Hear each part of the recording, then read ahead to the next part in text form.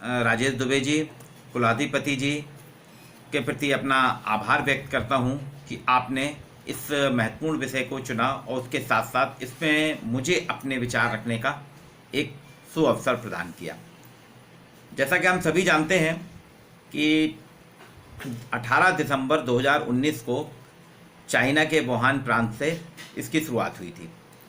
18 दिसंबर 2019 से अब आज भी 18 अगस्त 2020 है, पूरे 8 माह हो गए हैं।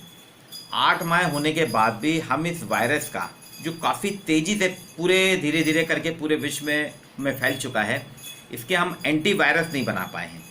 क्योंकि जितने भी वायरस होते हैं, जब तक उनका एंटीवायरस नहीं बनेगा तब तक उस वायरस से हमको मुक्ति नहीं मिल सकती। तो ये हमारे लिए एक बहुत बड़ी, हमारे विज्ञान के लिए चुनौती है कि 8 माह के बाद भी हम एक एंटीवायरस तैयार नहीं कर पाए। और वैश्वीकृत दुनिया जो एक दूसरे के साथ जुड़ी थी, ग्लोबलाइजेशन के दौर के कारण पूरा विश्व जो एक दूसरे से जुड़ गया था, विश्व बंधुत्व की भावना हो गई थी। उसकी सारी की सारी जो प्रणालियां हैं, वो सारी प्रणालियां हमारी आज के दिन पूरी तरह से बदल गई हैं। आज वर्ल्ड की करीब 8 बिलियन आबादी एक तरीके से अपने अपने घर में बंद है, जो कि विश्व में पूरी तरह से गतिशीलता थी। लोग बाग एक दूसरे के संपर्क में रहते थे, आना जाना होता था, पूरा बंद है। कुछ गतिविधियां हमने प्रारंभ करी हैं पूरे वर्ल्ड में। सीमाएं हमारी बंद हैं, हवाई अड्डे बंद हैं, रेल बंद हैं, होटल भी बंद हैं, व्यवसाय भी एक तरीके से बंद जैसा ही है, मतलब चालू हुआ है। शिक्षण संस्थान तो पूरे वर्ल्ड के अभी बंद ही चल रहे हैं। जिसमें 19 का जो कोविड-19 है, दिसंबर 19 से चालू हुआ था, हमने सब कुछ बंद करके देखा। एक नया नियम लॉकडाउन बनाया गया, लेकिन उसके बाद भी हमको उतनी सफलता नहीं मिली जिसकी उम्मीद की जा रही थी। कोविड जो है 19 अपने पैर पसारता जा रहा और धीरे धीरे उसने करीब करीब सभी सभ्यता को ले चुका है। अभी हमारे साथ सबसे बड़ा समस्या ये हो गई है कि एक हमारी जो इतनी लंबी सभ्यता थी, हमारी सामाजिक व्यवस्था थी, हमारा सामाजिक ताना माना जो सामाजिक संबंधों के आधार पे था, वो पूरी तरह से तहस-नहस हो रहा है। अर्थव्यवस्था तो बाधित हुई है, वो एक तरीके से पूरे वर्ल्ड की चरमरा गई है, इसमें कोई वो नहीं। हमारी नैतिकता भी धीरे धीरे टूट रही है, भूख की छाया बढ़ती जा रही है। हर देश में गरीबों की तादाद जो है, गरीबों की संख्या बढ़ रही है, नौकरियां छूट रही हैं, बेरोजगार हो रहे हैं। बेरोजगारी के कारण धीरे धीरे सामाजिक परिवेश जो है हमारा, वो आज की डेट में बदलता जा रहा है। सर्वोच्च प्राथमिकता आज सभी के, हमारे यहाँ प्रधानमंत्री ने भी कहा था शुरू में कि हमको जान है तो जहान है, जीवन बचाना आज एक व्यक्तिगत स्तर पे आ गया। हर व्यक्ति जो घर से बाहर निकलता है, अभी धीरे धीरे लॉकडाउन के बाद जो जून से चालू किया गया था अनलॉक 3 आ चुका है, अनलॉक 1, अनलॉक 2, अनलॉक 3। इसमें लोगों ने निकलना तो शुरू करा है घर प्रवेश से, लेकिन पूरी तरह से एक भय के वातावरण में निकल रहे हैं। अभी भी कोई एक डर में जी रहे हैं। तो यानी अभी भी हर व्यक्ति की आज सर्वोच्च प्राथमिकता हो गई कि उसे जीवन बचाना है। वास्तव में देखा जाए तो ये जो आज का प्रवेश है, कोरोना वायरस एक युद्ध की तरह है। अभी तक हम सुनते थे कि फर्स्ट वर्ल्ड वॉर हुआ, फिर उसके बाद सेकेंड वर्ल्ड वॉर हुआ, और तीसरे विश्व युद्ध के लिए कहा जाता था। कई सालों से सुन रहे थे हम लोग, जब से पढ़ रहे हैं तब से, कि परमाणु युद्ध होगा। फिर बीच में आया कि पानी के लिए तीसरा वर्ल्ड वॉर होगा, फिर आया कि पर्यावरण संरक्षण के लिए होगा। लेकिन हमने किसी ने नहीं सोचा था कि 2020 जब शुरू होगा तो एक तीसरा वर्ल्ड युद्ध चालू होगा। ये वायरस युद्ध है। कोविड-19 को हम तृतीय विश्व युद्ध की संज्ञा दे सकते हैं। इस तृतीय विश्व युद्ध में एक स्थिति यह है कि हम ना तो इससे लड़ सकते हैं, अभी तक तो हम ना लड़ पा रहे हैं, ना ही इसको मार पा रहे हैं। और ये एक अप्रत्याशित जरूर है। वैसे युद्ध में जितने भी होते हैं हमारे दुश्मन अप्रत्याशित होते हैं, कहाँ से आ जाएंगे, क्या होंगे, हमको मालूम नहीं। लेकिन इसमें तो ये अदृश्य है, ये अदृश्य शत्रु है जो कि हमको ना तो दिखाई दे रहा है, समझ भी नहीं आ रहा है। अभी हम आपसे चूंकि आभासी तौर पे हैं इसलिए चल रहा है, लेकिन यही अगर हम बाजार में निकल जाएं या किसी शिक्षण संस्थान खोल दिए जाएं तो उसमें देखा गया है कि तत्काल कहीं ना कहीं वायरस निकल रहे हैं। अभी जबलपुर यूनिवर्सिटी चालू हुई है, यहाँ एक क्लर्क जो है उसके पॉजिटिव पाया गया, तो अभी 4 दिन के लिए यूनिवर्सिटी बंद है। एग्रीकल्चर, जबलपुर की एग्रीकल्चर यूनिवर्सिटी में भी कल एक पॉजिटिव केस निकला, तो वो भी अगले 5 दिन के लिए बंद हो गई। तो धीरे धीरे जहाँ जहाँ निकलता है, ये हमको समझ भी नहीं आता किसके कारण कोरोना वायरस फैल रहा है। ये एक तरीके से पूरा वर्ल्ड जो है, किसी ने सोचा नहीं था। आज हम पूरे के पूरे सार्वजनिक स्वास्थ्य आपातकाल में, मतलब लोकल जो है हेल्थ इमरजेंसी लगी हुई है, 1975 की इमरजेंसी हमने देखी, बहुत से लोगों ने देखी है, लेकिन उसके बाद आज जो इमरजेंसी लगी है वो एक्चुअल में लोकल जो है स्वास्थ्य आपातकाल है, लोकल हेल्थ इमरजेंसी के रूप में है। और धीरे धीरे इसके परिणाम जो है अब क्लियर होने लगे, क्योंकि जब लॉकडाउन हुआ था, लॉकडाउन के बाद में उसको चालू किया गया। अब स्थिति ये है कि राज्य जो है, हर देश में जो राज्य है वो सिविल सोसाइटी जो है हमारे निजी जीवन को अपने रिमोट कंट्रोल से चला रहा है। अभी तक हम स्वतंत्र थे, लेकिन अब स्थिति ये हो गई कि राज्य के द्वारा हमको निर्देशित होना पड़ रहा है। आपके शहर में भी होगा, आप सब जगह देख रहे हैं कि मैरिज में तय कर दिया गया कि 50 से ज़्यादा व्यक्ति आप नहीं बुला सकते। वहाँ मृत्यु अगर होती है, मृत्यु संस्कार में आप 20 से ज़्यादा लोग नहीं जा सकते। अभी आपने देखा होगा हमारे सारे त्यौहार प्रतिबंधित हैं। ये इस बार जब से मार्च से हुआ था, होली के समय प्रधानमंत्री ने आह्वान किया था होली में हम ज़्यादा मिले जुले नहीं, लेकिन वो अघोषित रूप से उन्होंने शुरुआत कर दी थी कि आप हमारी जो है स्वतंत्रता पे प्रतिबंध लगना शुरू हुआ था। फिर होली के बाद आप देखिए लगातार जितने भी त्यौहार आते गए, इवन 15 अगस्त मैंने देखा पहली बार, मैं जब से पढ़ रहा हूँ, मैंने 1966 से पढ़ना शुरू करा है और आज पढ़ा रहा हूँ। तो इस दौर में पहली बार देखा कि 15 अगस्त के दिन झंडा तो हुआ, ध्वजारोहण हुआ, लेकिन उसमें किसी प्रकार से लड्डू का वितरण नहीं हुआ, ना लोगों की गैदरिंग हुई, ना सिर्फ वंदे मातरम और राष्ट्रगान हुआ, इसके अलावा और कोई भी सांस्कृतिक प्रस्तुतियां नहीं हुई थी। नहीं तो हर जगह होता था, प्रभात फेरी निकलती थी। इस बार प्रभात फेरी भी नहीं निकली, ना बच्चे निकले। इवन जो यूथ हुड़दंगी करके निकलते थे, वंदे मातरम डीजे वगैरह मोबाइल में और अब बजाते थे, अपने गाड़ियों में निकलते थे, वो सब इस बार प्रतिबंधित है। सिर्फ रोशनाई भर करी गई है, सभी शासकीय जो जितने भी हमारे इंस्टीट्यूशंस हैं उसमें रोशनी की गई, फ्लैग होस्टिंग हुआ और उसके बाद 15 मिनट में ही सभी लोग अपने अपने घर चले गए। तो एक ये है। दूसरी चीज़, इसका एक परिणाम ये निकला कि डिजिटल इंफ्रास्ट्रक्चर जो है, दो चीज़ें हुई। राज्य जो है वो हमारी सिविल सोसाइटी पे हमारे निजी जीवन को प्रतिबंधित कर रहा है।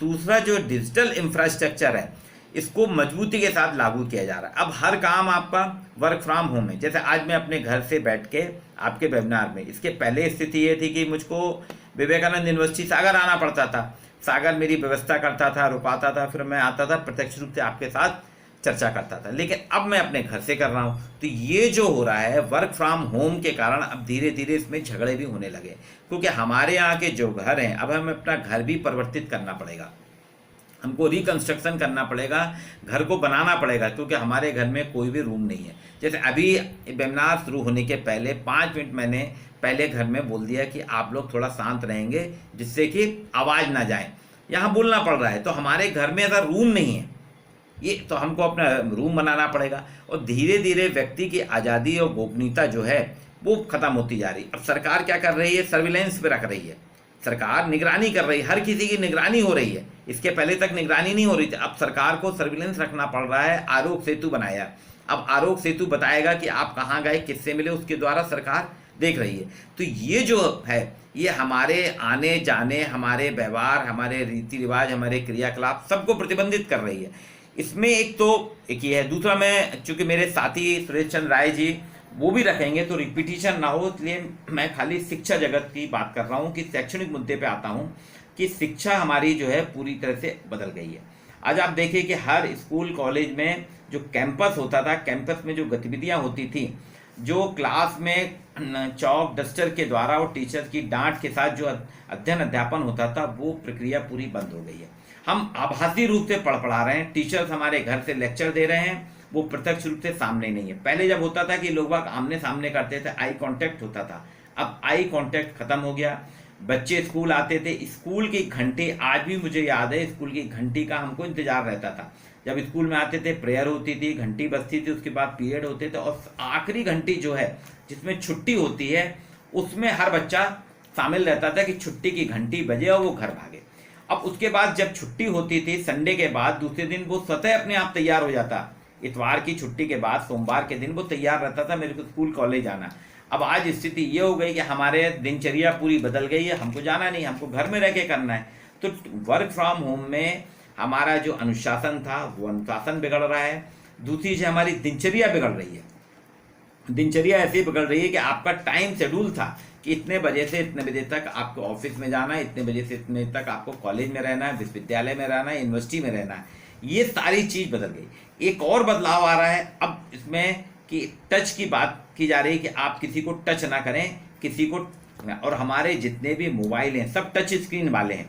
हमको हर जगह कहीं भी जाना है, रेलवे स्टेशन में जाना है तो हमको वहाँ मशीन को टच करना है, हर जगह टच करना है। तो टच को बचाने के लिए लिफ्ट भी टच करना है। तो ये सारी चीज़ को बदलने को ही बदला जा रहा है। आप कह रहे हैं टच में ही कोरोना का जो वायरस है वो फैलता है, तो टच ना करें। अब टच से हमको मुक्ति दिलाई जा रही है, उसके लिए वॉइस इंटरफेस की प्रक्रिया शुरू करी जा रही है कि आवाज़, आपकी आवाज़ से कंट्रोल होगा। आप बोलेंगे तो लिफ्ट खुलेगी, ओपन द डोर तो आपका दरवाज़ा खुलेगा। आप मोबाइल में आपकी वॉइस फीड हो जाएगी, जब आप उसको बोलेंगे तो आपका मोबाइल ऑपरेट हो जाएगा। तो ये टच स्क्रीन के बाद एक नया इन्वेंशन किया जा रहा है, इंटरफेस किया जाए।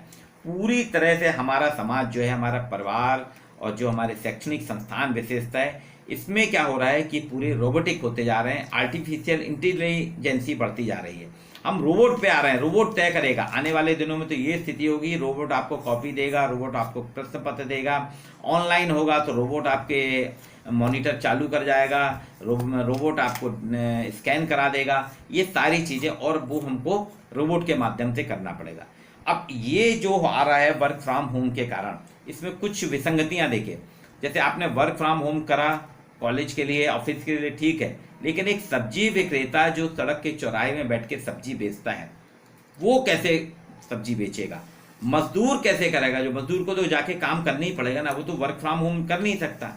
अभी पूरे सारे वर्ल्ड में चल रहा है कि लोगों को दूर रखा जाए, मिलने जुलने ना दिया जाए, वर्क फ्रॉम होम किया जाए। तो कुछ ऐसे हैं जहां हमारे मजदूर भाई लोग, घर में काम करने वाली डोमेस्टिक वर्कर हैं या सब्जी विक्रेता हैं, ये किस तरीके से करेंगे? ये एक बड़ा मतलब भ्रम की स्थिति निर्मित हो रही। दूसरी चीज़, जो शैक्षणिक वातावरण की बात कर रहे हैं, तो हम देख रहे हैं कि हमारे यहाँ परीक्षाएं स्थगित हो गई। परीक्षाएं जो है, नए नए सरकार के निर्देश आ रहे हैं, परीक्षा विश्वविद्यालय अपने हिसाब से नहीं करा सकता। मैंने कहा था ना पहले ही कि आज जो है राज्य जो है हमारी निजी जीवन को रिमोट कंट्रोल कर रहा है। आप तय नहीं कर सकते, विवेकानंद विश्वविद्यालय तय नहीं कर पाएगा परीक्षा कैसे करना है, ऑनलाइन कराना है, ऑफलाइन कराना है, कि घर में बैठ के बच्चा परीक्षा देगा। ये राज्य सरकार तय करेगी, केंद्र सरकार तय करेगी, यूजीसी जो बॉडी है वो तय करेगी। विश्वविद्यालय की स्वायत्तता पूरी तरह से समाप्त हो गई है, विद्यार्थियों की स्वायत्तता समाप्त हो गई। विद्यार्थी जैसा चाहेंगे, सरकार जैसा बोलेगी उस हिसाब से होगा। अब इसमें आपने ऑनलाइन तो कर दिया, लेकिन एक स्थिति हमारे यहाँ ये नहीं हम देख रहे हैं, ये ठीक उसी तरीके से है जैसे कोई हिंदी मीडियम का स्कूल है, उसको अचानक आप ये कह दें कि आप अगले सत्र से आपका जो है हिंदी मीडियम स्कूल ना होकर इंग्लिश मीडियम हो जाएगा। आप बताइए वहाँ के विद्यार्थी, वहाँ के शिक्षक जो तैयार नहीं, भाषाई जो है वो कैसे फेस करेंगे? तो ये स्थिति तक आपने कह दिया ऑनलाइन कराना है। अभी ऑनलाइन की स्थिति ये है, कुछ आंकड़े आज ही जबलपुर के एक पेपर में आया है कि जबलपुर शहर के जितने शासकीय स्कूल हैं, इसमें 75% स्कूलों के पास इंटरनेट ही नहीं है।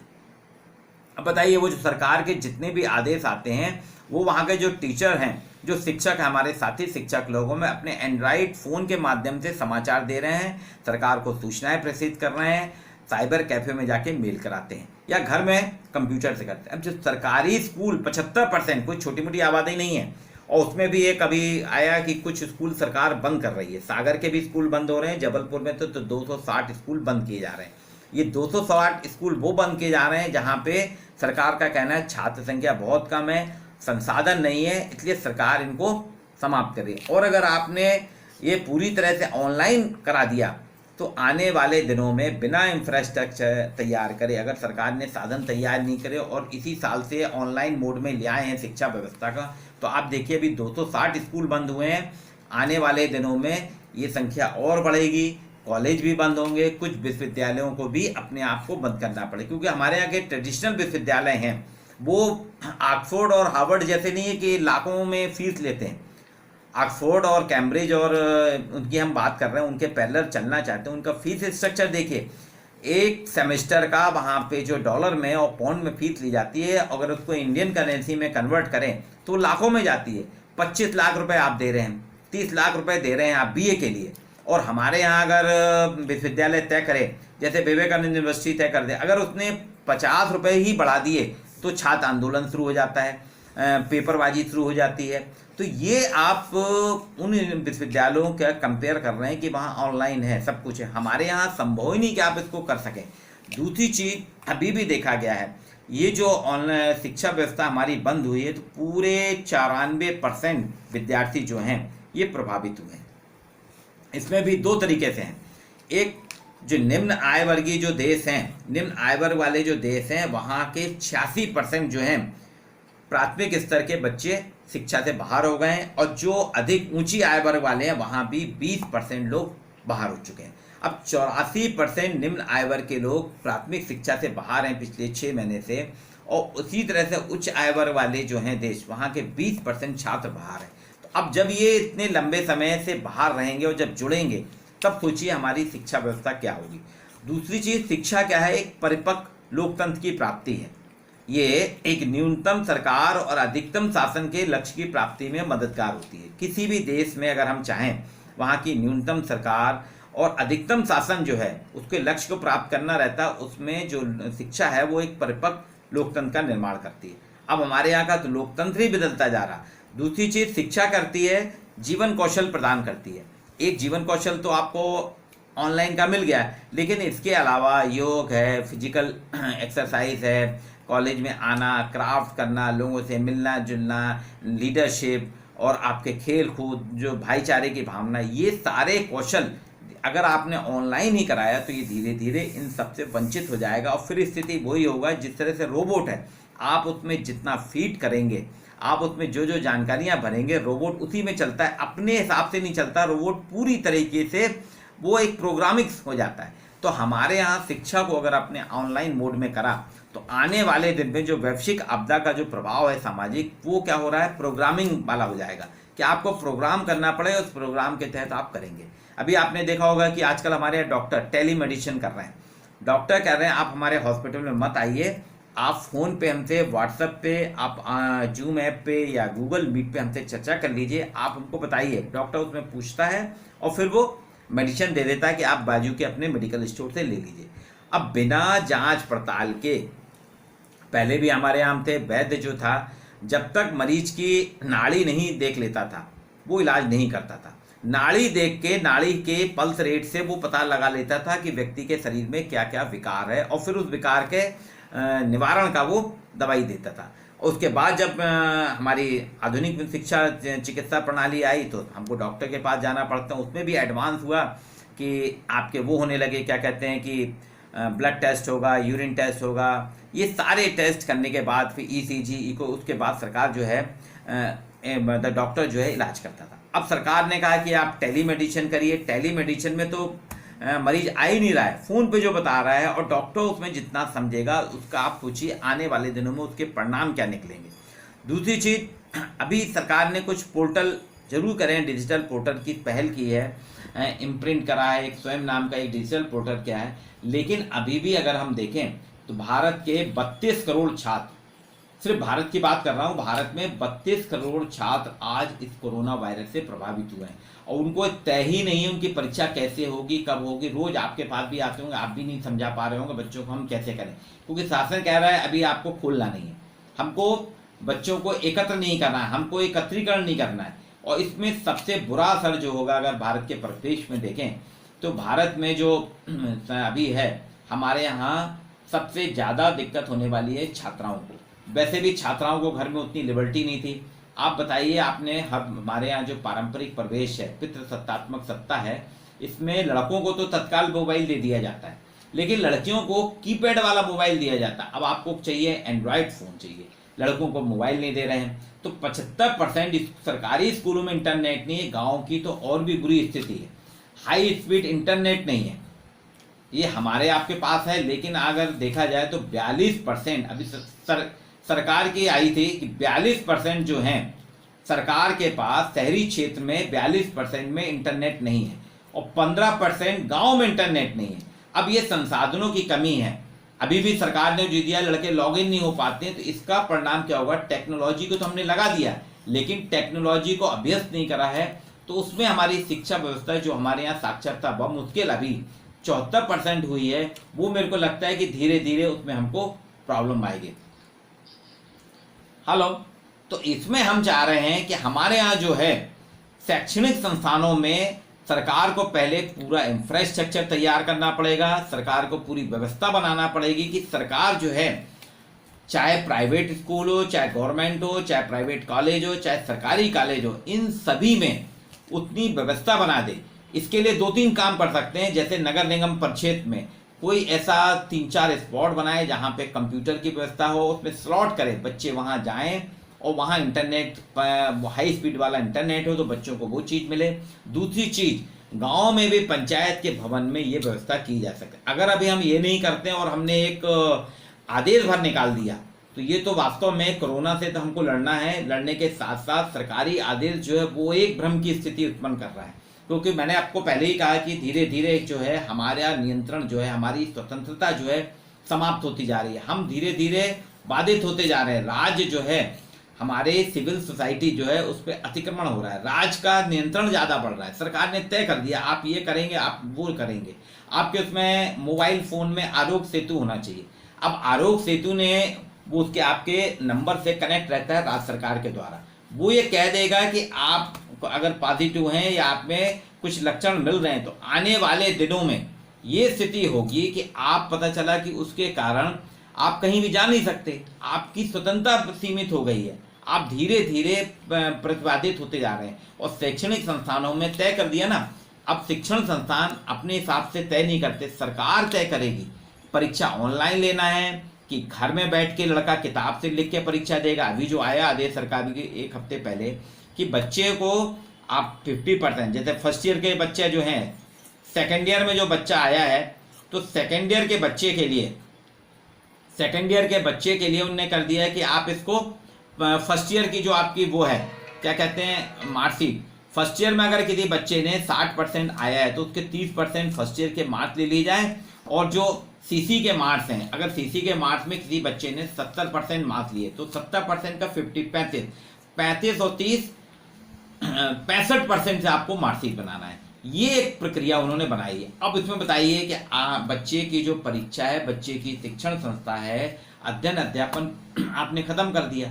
दूसरी चीज, थर्ड ईयर वालों के लिए आपने कह दिया कि आप उनको घर से आपको क्वेश्चन दे दिए जाएंगे, बच्चे के अब कितने लॉगिन हो रहे हैं, अभी जो पंजीयन हो रहा है बच्चों का पंजीयन नहीं हो रहा है, फिर उसके बाद में आप कितने बार परीक्षाएं लेंगे, उसमें कहना है कि आपको बार परीक्षा लेना है। तो ये जो है एक कोरोना के कारण जो सामाजिक प्रभाव पड़ा है, हमारे परिवार पे तो असर हुआ है। दूसरी चीज को कि हमने वर्क फ्रॉम होम किया है तो पारिवारिक व्यवस्था हमारी गड़बड़ाने लगी। परिवार में हमारे छोटे घर हैं, 2 BHK वाले मकान हैं, 80% लोग 2 BHK वाले मकान में रहते हैं जहां पर्याप्त आवास की व्यवस्था नहीं है। आपका ऑफिस भी वहीं से चलेगा, आपका टीचिंग रूम भी वहीं से चलेगा, आपका रसोई भी वहीं रहता है। ऐसे में हमारी जो व्यवस्था है धीरे धीरे गड़बड़ाएगी और ये हमारे पारिवारिक संबंधों पे भी प्रभाव डालेगा और सामाजिक संबंधों पे भी। मैं पुनः कुछ बातें मैंने रखी हैं शैक्षणिक संस्थाओं के माध्यम से कि शिक्षण संस्थाओं में प्रयोग करना है, लेकिन वो शिक्षाविदों के माध्यम से कराया जाए, कुलपतियों को रखा जाए, प्राध्यापकों को रखा जाए, उनसे जानकारी ली जाए कि वो क्या चाहते हैं। अभी क्या हो रहा है, हमारे यहाँ सरकार तय कर रही है, IAS लॉबी तय कर रही है। तो ये जो शैक्षणिक बदलाव है ये आने वाले दिनों में हमारे लिए घातक हो सकता है। मैंने पहले भी कहा था कि अगर किसी हिंदी मीडियम के स्कूल को आप फरमान, एक आदेश दे दिया जाए कि इस साल 1 जुलाई से वो इंग्लिश मीडियम में कन्वर्ट होगा, आप सोच सकते हैं कि उस स्कूल की हालत क्या होगा। ना तो वहाँ शिक्षक हैं, ना वो विद्यार्थी हैं, अब कैसे अपने आप को चेंज करेंगे। ठीक वही स्थिति सरकार ने करी, कोरोना वायरस आया और सरकार ने कह दिया कि शिक्षा व्यवस्था हमारी पूरी ऑनलाइन मोड में डाल दी। रिजल्ट निकालना है, एडमिशन करना तो ठीक है, लेकिन टीचिंग पूरी अगर आप ऑनलाइन मोड में डाल देंगे बिना किसी व्यवस्था के, बिना किसी संसाधनों के, तो ये मैं समझता हूँ एक बहुत बड़ा खेल होगा। वो एक ऐसा ब्लाइंड गेम होगा जिसमें हमारी शिक्षा, जो भारत की शिक्षा मैकाले के कारण वैसे भी काफ़ी कुछ गर्त में जा चुकी है, वो आने वाले दिनों में सिर्फ एम्प्लॉइज बनाएगी, हमारे यहाँ विद्यार्थी का निर्माण नहीं होगा। शैक्षणिक विकास के लिए लोगों का मिलना जुलना, सामाजिक संपर्क बहुत जरूरी है। मैं चाहता हूँ कि कुछ दिनों बाद जैसे ही नॉर्मल स्थिति हो, शैक्षणिक संस्थानों को कहा जाए वो अपने परिवेश को सुरक्षित करते हुए, कोरोना से मुक्त कर रखते हुए शैक्षणिक संस्थान प्रारंभ किए जाएं। तो आने वाले दिनों में शिक्षा, अगर आप सरकार के बल पे होगा, अगर सरकार अपने हिसाब से बिना शिक्षाविदों की राय से करेगी, तो उसके सामाजिक प्रभाव हमको घातक होंगे और आने वाले दिनों में हमारी शिक्षा प्रणाली जो है बहुत ज़्यादा हमको प्रताड़ित करेगी। हमारे यहाँ जो वैसे भी शिक्षा का स्तर जो है ग्रामीण क्षेत्र में भी कम है, हमको आने वाले दिनों में और समस्याएं उत्पन्न होंगी। पुनः मैं विवेकानंद विश्वविद्यालय परिवार का और विवेकानंद विश्वविद्यालय का अत्यंत आभारी हूँ कि उसने मुझे एक अवसर प्रदान किया और मैंने प्रयास किया है कि आपको शैक्षणिक प्रभाव पे, शैक्षणिक व्यवस्था पे क्या क्या प्रभाव पड़ सकता है उसके बारे में एक एस्पेक्ट लिया था कोरोना का सामाजिक प्रभाव, उसको बताने, क्योंकि मेरे साथी वक्ता सुरेश चंद्र राय जी बाकी मुद्दों पे समाज पे बोलेंगे, इसलिए मैंने कहा खाली शैक्षणिक प्रभाव को मैं लेता हूँ, उस पर मैंने चर्चा की। हो सकता है इसमें अगर आपको कुछ हो तो आप मुझसे बाद में वार्तालाप कर सकते हैं। और पुनः मैं अत्यंत आभारी हूँ सागर के विवेकानंद विश्वविद्यालय का, मैडम ममता का, आशीष यादव जी का, कुलपति राजेश दुबे जी का, कुलाधिपति अनिल तिवारी जी का कि आपने मुझे एक अवसर प्रदान करा। और इस सब के साथ में आपको नमस्कार करता हूँ।